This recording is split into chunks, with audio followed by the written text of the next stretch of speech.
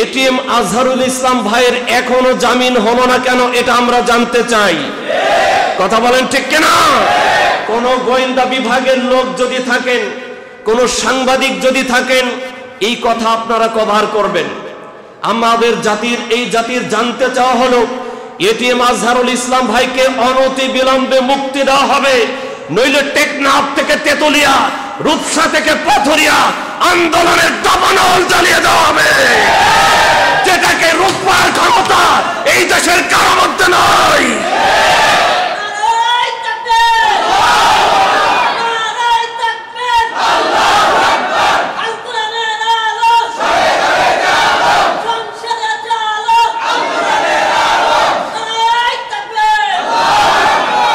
আমি আপনাদের কাছে জানতে চাই, এই মাজলুম জননেতার যদি মুক্তি এই সরকার না দেয়, এই আইন উপদেষ্টা এবং বিচার বিভাগ যদি না দেয়, আমাদের নেতা কর্মীরা যদি ডাক দেন, হাত দরকার হলে হাত দেব, পা দরকার হলে পা দেব, চোখ দরকার হলে চোখ দেব, বাড়ি ছাড়া লাগলে বাড়ি ছাড়বো, মামলা খাওয়া লাগলে মামলা খাবো, প্রয়োজনে জীবন দেব, তবু এটিএম আজহারুল ইসলাম ভাইকে মুক্ত না করা পর্যন্ত আমাদেরকে দমানো যাবে না। দেখে না বলে। সুতরাং আমাদের স্পষ্ট পয়গাম, যে কোনো কঠোর কর্মসূচি দিলে, আমি বলতে চাই আমার মুসল্লিদেরকে সাক্ষ্য রেখে, যে কোনো কঠোর কর্মসূচি দিলে আমি সেই মিছিলের সামনে থাকবো ইনশাআল্লাহ। আমার সাথে কি আপনারা থাকতে চান? কারা কারা থাকতে চান তো হাত উঁচু করে দেখান।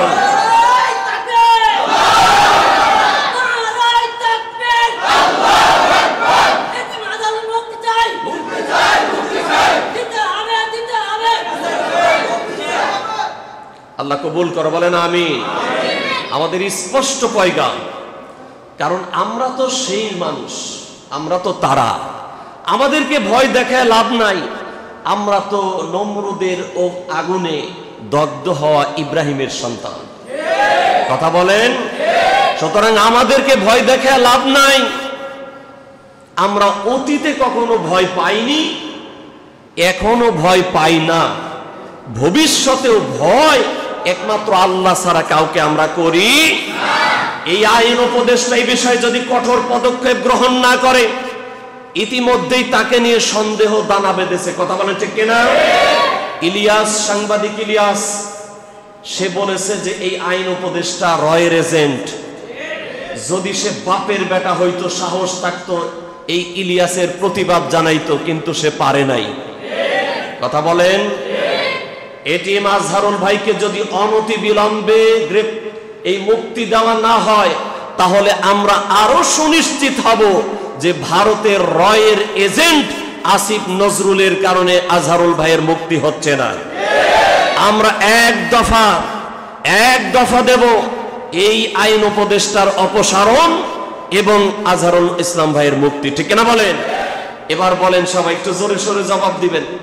সে মামলা বিএনপির নামে হোক আর জামাত ইসলামের নামে হোক, ওরা ওদের আমলে যে মামলাগুলা দিয়েছে, এগুলা সত্য না মিথ্যা? কথা বলেন। প্রতিহিংসামূলক মামলা, রাজনৈতিক উদ্দেশ্য প্রণোদিত, বিশেষ করে ইসলামপন্থী যারা, তাদের নামে যে মামলাগুলা, এগুলা শতভাগ মিথ্যা।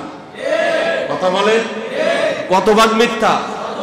তাহলে আমার জানতে চাওয়া, আমাদের জিজ্ঞাসা হলো, এটিএম আজহারুল ইসলাম ভাইয়ের জামিন হলো না কেন? কথা বলেন। বাংলাদেশ জামাত ইসলামীর জয়েন্ট সেক্রেটারি, এই মাজলুম জননেতা এটিএম আজহারুল ইসলাম ভাইয়ের এখনো জামিন হলো না কেন আমরা জানতে চাই। আরো জোরে বলেন ঠিক কিনা? অনতি বিলম্বে আইন উপদেষ্টাকে আমরা বলতে চাই এবং বিচার বিভাগকে আমরা বলতে চাই, অসংখ্য ফাঁসির আসামি ইতিমধ্যেই জেল থেকে বের হয়েছে, আমরা দেখেছি। ঠিক না বলেন? এমন মামলা ছিল, ফ্যাসিস্টরা থাকলে জীবনে জামিন কল্পনাও করা যেত না, তারাও আজকে জামিনে বের হয়েছে।